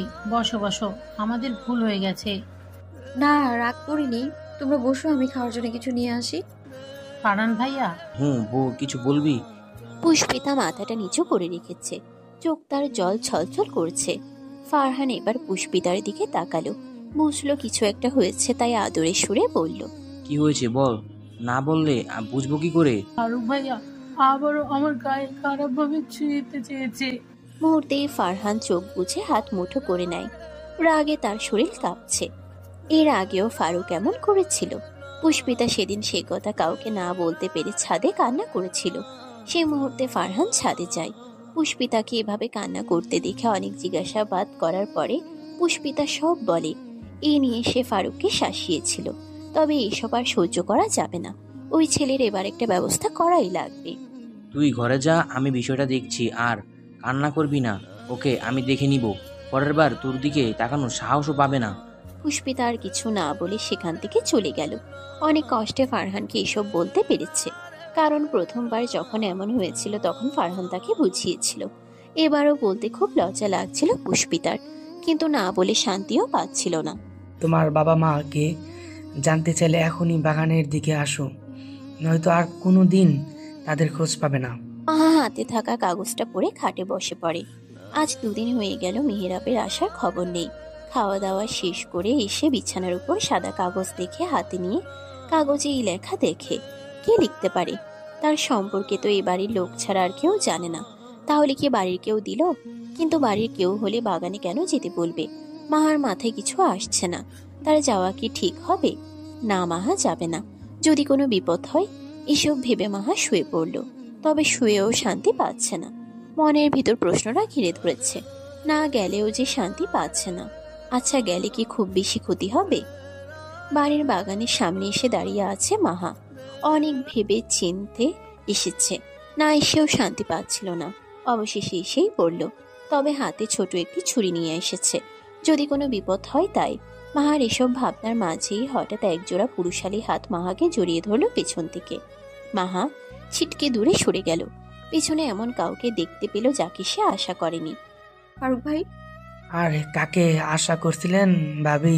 বলে ফারুক মাহার দিকে এগোতে লাগলো। ফারুকের নিয়ত যে ভালো না মাহা বুঝতে পারলো। আর আজ সন্ধ্যায় ফারহান আর পুষ্পিতার কথা সে শুনেছিল, তাই হাতে লুকিয়ে থাকা ছুরিটা সামনে নিয়ে বলতে লাগলো, দূরে থাকেন, কাছে আসলে ভালো হবে না বলে দিচ্ছি। কার ভালো হবে কার খারাপ হবে একটু পরেই বুঝতে পারবেন। আপনার ভাই জানতে পারলে কিন্তু ছাড়বে না আপনাকে। আর যদি না জানতে পারে, তাহলে ধরেন আপনি গায়েব হয়ে গেলেন, তখন হয়তো কয়েকদিন খুঁজবে, তারপর কি হবে বলেন তো? আপনার অস্তিত্বও মনে রাখবে না। আপনার স্বামীর শাস্তি ভোগ করার জন্য তৈরি হন। বলে মাহার দিকে হাত বাড়ালে মাহা হাতে থাকা ছুরিটা দিয়ে ফারুকের হাতে আঘাত করে। তবে তাতে ফারুকের গায়ে তেমন আঘাত লাগে না। দ্বিতীয় আঘাত করতে যাবে তার আগেই ফারুক তার উপর ঝাঁপিয়ে পড়ে। ফারুক ছুরিটা নিয়ে নেয়, ঝাঁপিয়ে পড়ে মাহার উপর। এর মাঝেই একটি বিকট শব্দ হয়। থেমে যায় ফারুক। মাহা ছিটকে দূরে সরে যায়। মাহা ফারুকের দিকে তাকিয়ে দেখে ফারুক নিচে পড়ে গেছে, আর নিচে রক্তের ছড়াছড়ি। মাহার শরীর কাঁপতে লাগলো। আচ্ছা, ওইটা কি বন্দুকের আওয়াজ ছিল? এরকম বন্দুকের আওয়াজ মাহা আগেও শুনেছিল, যখন তাদের এলাকায় সন্ত্রাসী ধরতে পুলিশ বন্দুক চালিয়েছিল। ফারুক জ্ঞান হারিয়ে ফেলেছে। মাহা কি বাড়ির সবাইকে ডাকবে? না না, তারপর তাদের প্রশ্নের কি উত্তর দেবে? মাহার মাথায় কিছু আসলো না। সে কি করবে? সেই মুহূর্তে কিছুর আওয়াজ শোনা গেল। মাহা আর কিছু না ভেবে বাড়ির দিকে দৌড় লাগালো। এখানে থাকলে সে দম আটকিয়ে মারা যাবে সে। তার মাথায় শুধু এতটুকুই আসলো যে তাকে এখান থেকে পালিয়ে যেতে হবে। বাড়ির কাউকে ডাকার সাহসও পেল না। সে তার হিতাহিত জ্ঞান হারিয়ে ফেলেছে বললেই চলে। আজ 3 দিন পর মাহা সুস্থ হয়েছে। এই 3 দিন প্রচুর জ্বরে ভুগছিল সে। হয়তো ভয়ে জ্বর এসেছিল। সে রাতের কথা মনে পড়লেই মাহার শরীর এখনো কাঁপা শুরু করে। মাহা সেদিন ভয়ে ঘরে এসে শুয়ে পড়েছিল। বাহিরের ঘটনাগুলো মনে করে ফুপিয়ে কান্না শুরু করে, তবে সাহস পায় না কাউকে ডেকে ঘটনাটা বলার। যদি তারা তাকে ভুল বোঝে, তার চরিত্রে আঙ্গুল তুলে, তাহলে মাহা কি করবে? আচ্ছা, মেহেরাপও কি তাকে ভুল বুঝবে? এইসব ভাবনার মাঝেই কখন ঘুমিয়ে পড়ে নিজেও টের পায় না। তবে রাতের শেষ প্রহর, ভোরের দিকে অনুভব করে কেউ তাকে খুব শক্ত করে জড়িয়ে ধরেছে। মাহা এই স্পর্শের সাথে পরিচিত। এটা যে মেহেরাব বুঝতে একটুও ভুল হলো না মাহার। এই স্পর্শ আর গায়ের মিষ্টি সুবাস যে মাহার বড়ই পরিচিত। মাহা মেহেরাবের দিকে ঘুরে মেহেরাবকে জড়িয়ে ধরে হু হু করে কেঁদে ওঠে। ততক্ষণে মাহার শরীরে জ্বর এসে পড়েছে। মেহেরাব কিছু না বলে মাহাকে গোসলখানায় নিয়ে গিয়ে সযত্নে গোসল করিয়ে আনে। তারপর ঘরে থাকা খাবার খাইয়ে দিয়ে ওষুধ খাইয়ে দেয়। তারপর আবার মাহাকে বিছানায় শুয়ে দিয়ে জড়িয়ে ধরে রাখে, যেন ছেড়ে দিলেই মাহা হারিয়ে যাবে। মাহা পুরোটা সময় নীরব দেখেছে, না কোনো প্রশ্ন করেছে না কিছু বলেছে। মেয়েটা হয়তো ভয়ে সে রাতের কথা ভুলেই গিয়েছিল। এরপর 3 দিন এভাবেই চলে গেল। এখন মাহা একটু সুস্থ, তবে বাহির থেকে আসা মেজাজির আহাজারি শুনে মেয়েটা আরও নিয়ে যাচ্ছে। আজ 3 দিন পর সবাই ফারুকের খোঁজ করছে। এই 3 দিন সবাই ভেবেছে হয়তো কোনো বন্ধুর বাড়ি গিয়ে পড়ে আছে, কারণ ফারুক আগেও এমন বাড়ি আসতো না। তবে সেটা ছিল 1 দিন কিংবা 2 দিন, কিন্তু 3 দিন বাড়ির বাহিরে থাকার প্রশ্নই আসে না। আর ফারুকের সব বন্ধুদের কাছে খোঁজ লাগিয়ে লাভ হচ্ছে না। তারা সবাই বলেছে তারা ফারুকের খোঁজ জানে না। তারা ফারুককে 3 দিন আগে দেখেছিল, তারপর আর দেখেনি। এইসব শুনেই শিলা বেগমের কান্নাকাটি শুরু হয়েছে, থামার নামই নিচ্ছে না। তবে অন্য কেউ ব্যাপারটা তেমনভাবে নিচ্ছে না। তারা জানে ফারুক খামখেয়ালি, হতে পারে অন্য কোনো জায়গায় গিয়ে পাদরামি করছে। ফরহান ভাইয়া, ফারুক ভাইয়া কোথায়? আমার প্যাকেটে আয় নিয়ে যা। কি বলছেন?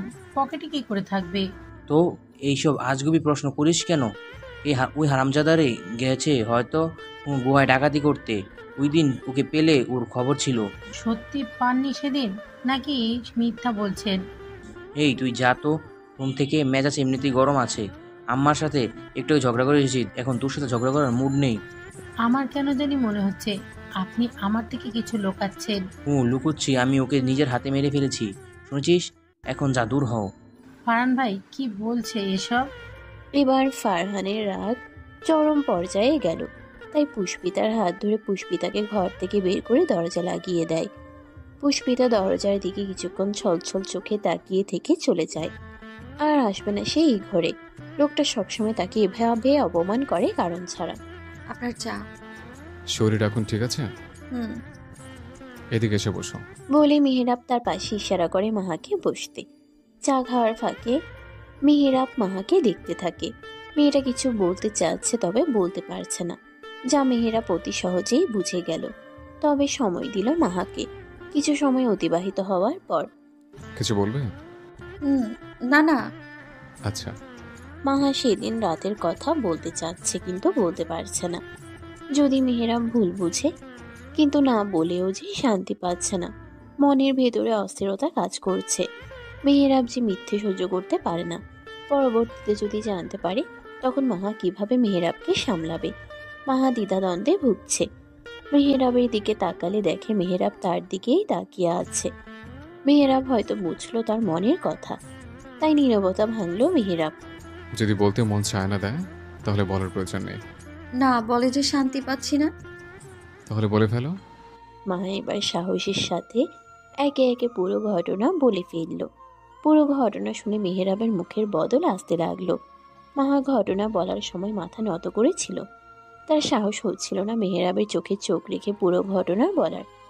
সবকিছু বলা শেষ হওয়ার সাথে সাথে মাহা নিজের বাহুতে শক্ত পুরুষালী হাতের চাপ অনুভব করে। চলচল চোখে মেহেরাবের দিকে তাকিয়ে দেখে মেহেরাব রক্তবর্ণ চোখে তার দিকে তাকিয়ে আছে। সামান্য একটা কাগজের উপর ভিত্তি করে তুমি সেখানে চলে গেলে। আর বলেছিলাম না তোমার পরিবার খোঁজার প্রয়োজন নেই, তারপরে কেন খোঁজা লাগবে? আমাকে কি কথা দিয়েছিলে বলে গেছ? 2 দিনে ভুলে গেছিলে? বলেছিলাম জন্ম পরিচয় খুঁজতে যেও না, তাও তুমি খুঁজতে গিয়েছ। আমাকে হারাতে চাও? বলো কে চাও? আপনি ভুল বুঝছেন, আমি যেতে চাইনি, কিন্তু না গিয়ে শান্তি পাচ্ছিলাম না আমি। বলে মাহা হু হু করে কেঁদে ওঠে।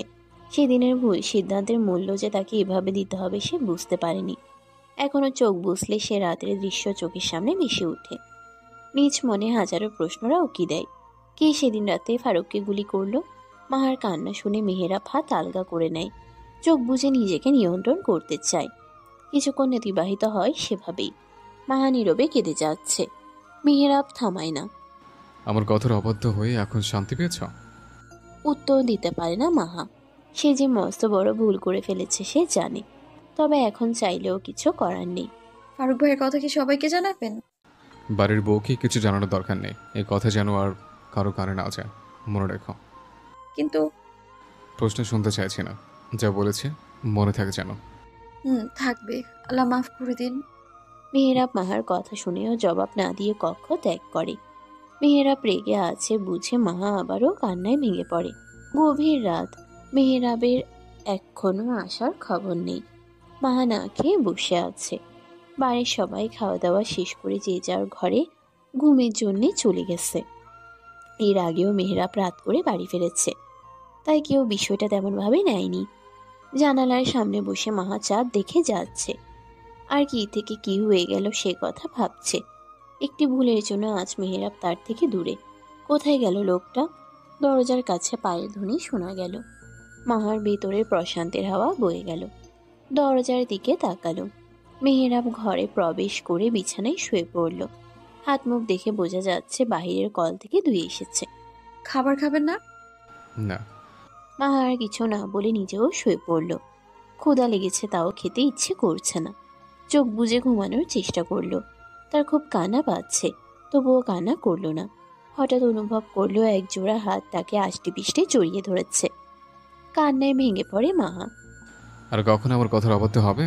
আর কখনো হবে না, বিশ্বাস করুন, আর কখনো এই ভুল হবে না। আচ্ছা, হয়েছে হয়েছে, আর কান্না করা লাগবে না। এখন চলো খাবার খাবো, খুব খিদে পেয়েছে। তুমি তো খেয়ে বসে আছো। না, আমি খাইনি। তাহলে যে ঘুমাচ্ছিলে? আপনিও তো না খেয়ে ঘুমোচ্ছিলেন।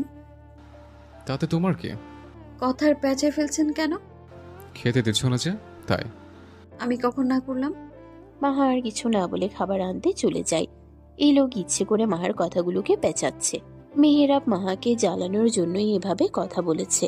সে জানে তার বেগম সাহেবা তাকে ছাড়া খাবে না। মুচকি হাসলো মেহেরাব, তারপর ফিসফিস করে বলল, আপনাকে হারানোর ভয় আমার হৃদয় ছিন্ন বিচ্ছিন্ন করে দেয় বেগম সাহেবা।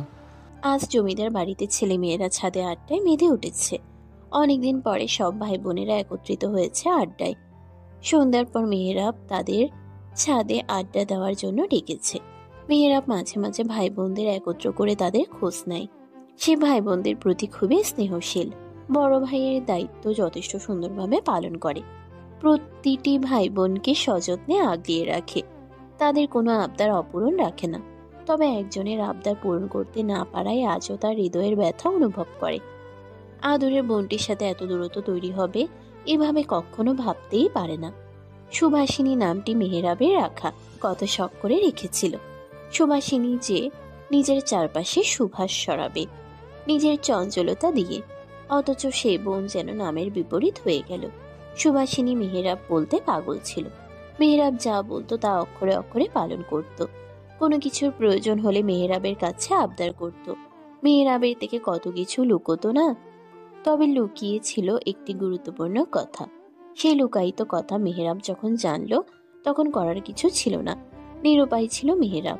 তা কি সুভাষিনী কখনো বুঝবে? সেদিন সুভাষিনীকে দেখে মেহেরাবের বুঝতে অসুবিধা হলো না সুভাষিনী সুখে নেই। এতদিন ভেবেছিল বোন হয়তো সুখে আসছে, কিন্তু সুভাষিনী আসার পরে বুঝলো সুভাষিনী ভালো নেই। অনেক হয়েছে।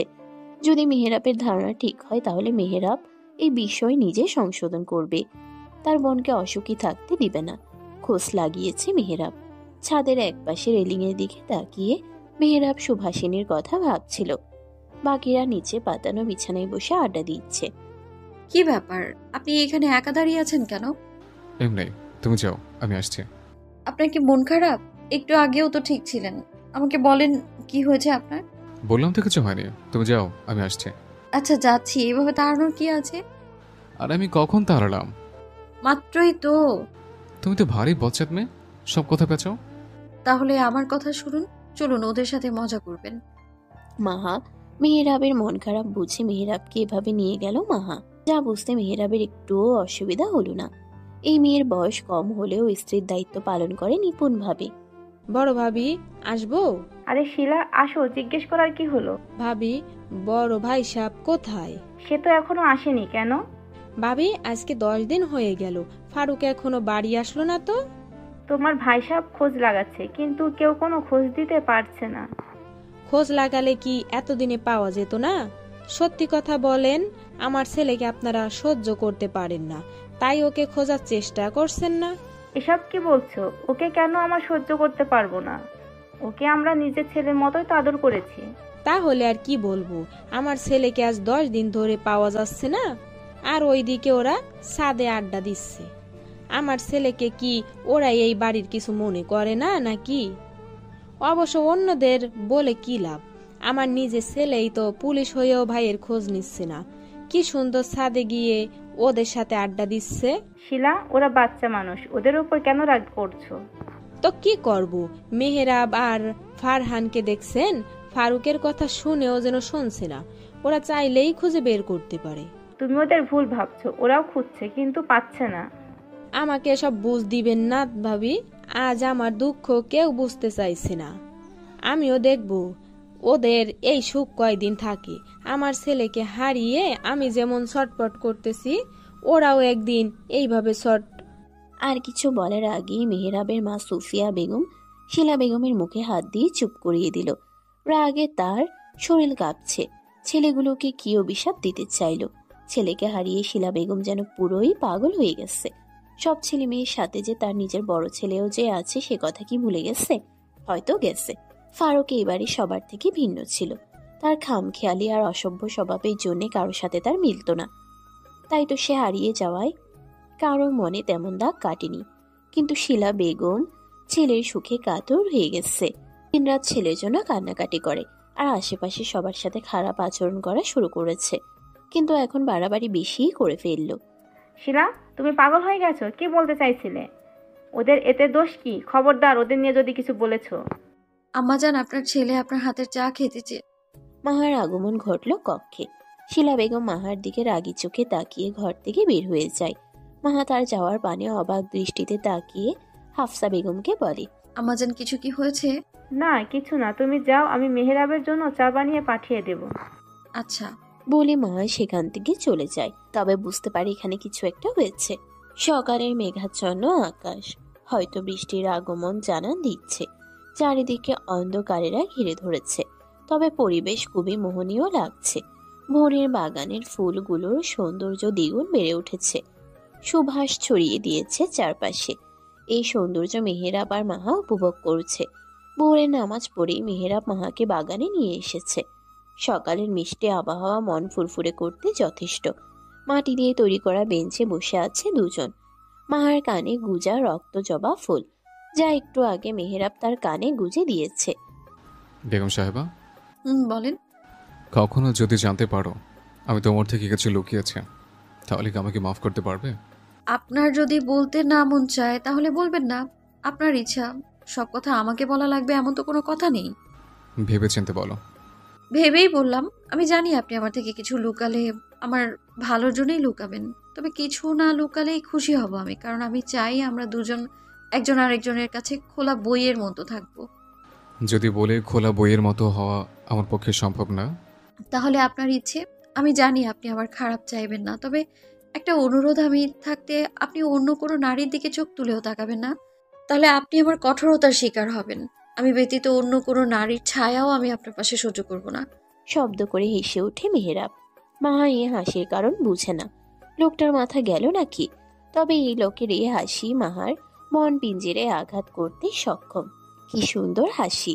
ছেলে মানুষের হাসি বুঝি এত সুন্দর হয়? মেহেরাব মাহার দিকে তাকিয়ে হাসি থামিয়ে দেয়। তাহলে তো বেগম সাহেবের কঠোরতা দেখার জন্য হলেও নারীকে আনা লাগে। কঠোর দৃষ্টি নিক্ষেপ করল মাহা। অশ্রু সহ কঠোর দৃষ্টি দেখতে অদ্ভুত ভয়ানক লাগছিল। তবে মেহেরাব সে দৃশ্য উপভোগ করে। মাহা আর কিছু না বলে উঠে যেতে নিলে মেহেরাব মাহার হাত ধরে বসিয়ে দেয়। আরে রেগে যাচ্ছ কেন? মজা পড়েছে। আমার এমন মজা পছন্দ না। আচ্ছা, ভুল হয়ে গেছে, সরি। সরি দিয়ে আমি কি করব? ওয়াদা করুন অন্য কোনো নারীর দিকে তাকাবেন না। ওয়াদা বেগম সাহেবা, আপনি ব্যতীত অন্য নারী এই মেহেরাবের জীবনে ধারে কাছেও আসবে না। শান্তির নিঃশ্বাস ছাড়ল মাহা। এতক্ষণ তার হৃদয়ে মনে হয়েছে কেউ ধারালো কিছু দিয়ে আঘাত করেছে। সে ব্যতীত অন্য কোনো নারীকে মেহেরাবের আশেপাশে ভাবাও তার পক্ষে সম্ভব না। মেহেরাব মহাকে আগলিয়ে নিল নিজের বুকে। ইস, মেয়েটাকে কি বেশি কষ্ট দিয়ে ফেললো? তবে এই কষ্টের মাধ্যমে যে সে মাহার তার প্রতি অতুল ভালোবাসা দেখতে পেল। চারিদিকে ফুলের ছড়াছড়ি, মনোরঞ্জন পরিবেশ, সোনালি রোদের হাতছানি। মেহেরাব চোখ বুজে নিঃশ্বাস নিল এই সুন্দর পরিবেশে। অনুভব করতে চাইল চারিপাশের প্রাকৃতিক সৌন্দর্যকে। সে সময় মাহা আসলো ফুটফুটে একটি সুন্দর বাচ্চাকে নিয়ে। মাথায় ঘন কালো ছোট ছোট চুল, ঠোঁটজোড়া গোলাপি রঙের, চোখ দুটো টানা টানা, দেখতে অবিকল মাহার মতো। বাচ্চাটি তাকে দেখে হেসে উঠল। তার কোলে আসতে চাইল তার অংশ, মেহেরাবের অংশ। হ্যাঁ, তার অংশ। মাহার কোলে বাচ্চা, তার অংশ ছাড়া আর কার হবে? বাছুরে হাত বাড়িয়ে ডেকে উঠে তাকে। আব্বা। মেহেরাব উচ্ছ্বাস মনে বাচ্চাটিকে কোলে নিতে এগোতে চায়, কিন্তু তার পূর্বেই মেহেরাবকে পেছন থেকে কেউ কড়া সুরে বলে। মেহেরাব আশ্চর্য হয়ে পেছনে তাকালো। পরিচিত মুখ, মেহেরাবের কাছের কেউ। বহুদিন পর মুখটি দেখে সে থমকে গেল। হৃদয়ে অশেষ যন্ত্রণারা হানা দিল। অস্পষ্ট সুরে মেহেরাব বলে উঠে, ফুপু আম্মা। সেই মুহূর্তে পিছন থেকে মাহার কান্না মিশ্রিত কণ্ঠ শোনা যায়। আপনি কেন এমন করলেন? মেহেরাব মাহার দিকে তাকায়। মাহা আস্তে আস্তে তার থেকে দূরে চলে যাচ্ছে। মুহূর্তে পরিবেশ পাল্টায়। চারিদিকে অন্ধকারেরা ঘিরে ধরেছে। মাহার কোলের বাচ্চাটি চিৎকার করে কান্না করছে। মেহেরাব ওদের ধরতে চাইছে, তবে তার হাত আর পা চলছে না। অবশ হয়ে গেছে যেন। ওদের কাছে না যেতে পেরে মেহেরাব চিৎকার করে মাহাকে ডেকে ওঠে। মাহা! মেহেরাবের চিৎকারে ধরফরিয়ে ঘুম থেকে উঠে মাহা। কি হয়েছে? ভয়ানক স্বপ্ন দেখেছেন? জোরে জোরে শ্বাস নিচ্ছে মেহেরাব। মনে হচ্ছে শ্বাস আটকে মারা যাবে। বিচ্ছিরি একটি স্বপ্ন দেখেছে সে। আচ্ছা, মেহেরাবের চোখে কি অশ্রু এসেছে? কিন্তু কেন?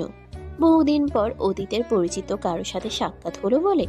তার তো খুশি হওয়ার কথা ছিল। স্বপ্নটা খুবই অদ্ভুত ছিল। না না, সে আর এই স্বপ্ন নিয়ে ভাববে না। স্বপ্ন স্বপ্নই হয়, এগুলো নিয়ে ভাবার মানেই হয় না। ভাবনার ব্যাঘাত ঘটে মাহার কথায়। কি হলো, কিছু বলছেন না কেন? খারাপ স্বপ্ন দেখেছেন? না, তেমন কিছু না, তুমি ঘুমাও। খারাপ কিছু দেখলে বলে দিন, দেখবেন, বলে ভালো লাগবে। এত কথা বলছো কেন?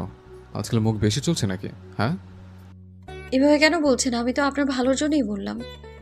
আমার ভালো চাওয়া লাগবে না, ঘুমাতে বলেছি, ঘুমাও। মাহা কিছু না বলে শুয়ে পড়ে। বুঝে মেহরাব তাকে বলতে চাইছে না, তবে সে তার ভালোর জন্যই বলেছিল। বললে যদি মন হালকা হয় এই কারণে। মেহরাব শান্ত চোখে মাহার দিকে তাকায়। বকা দেওয়াটা হয়তো ঠিক হলো না, কিন্তু বকা না দিলে যে এই মেয়ে তার স্বপ্নের কথা জেনে ছাড়ত, যা মেহরাবের পক্ষে বলা সম্ভব নয়। কি অদ্ভুত! চোখ বুঝলেই বাচ্চাটি নিষ্পাপ মুখ ভেসে উঠছে। মাহার মতো অবিকল চেহারা। হায় আফসোস, বাচ্চাটিকে ছুঁয়ে দেখা হলো না। আবারও অসহায় হয়ে পড়ল মেহরাব। স্বপ্নটা ভুলতে পারছে না কেন? আচ্ছা, যদি সেই স্বপ্ন বাস্তব হয়? না, মেহরাব এমন কখনো হতে দিবে না। মাহা তার ছিল, আছে, আর সারা জীবন থাকবে। তাদের সম্পর্ক পবিত্র। এই সম্পর্ক ভাঙার জোর কারো নেই। আর না মেহরাব এমন কিছু হতে দিবে। মেহরাব আর মাহার বিয়ের 2 বছর পেরিয়ে গেছে। তাদের সম্পর্ক আগের থেকে আরো বেশি মজবুত হয়েছে। ছোট মাহা এখন সংসার সামলানো শিখেছে, তবে চঞ্চলতা তেমনটাই রয়ে গেছে। জেনে বুঝে শাশুড়িকে রাগাতে ভালো লাগে তার, কারণ সে জানে তার শাশুড়িও তাকে খুব ভালোবাসে। মিতালের বিয়ে ঠিক হয়েছে।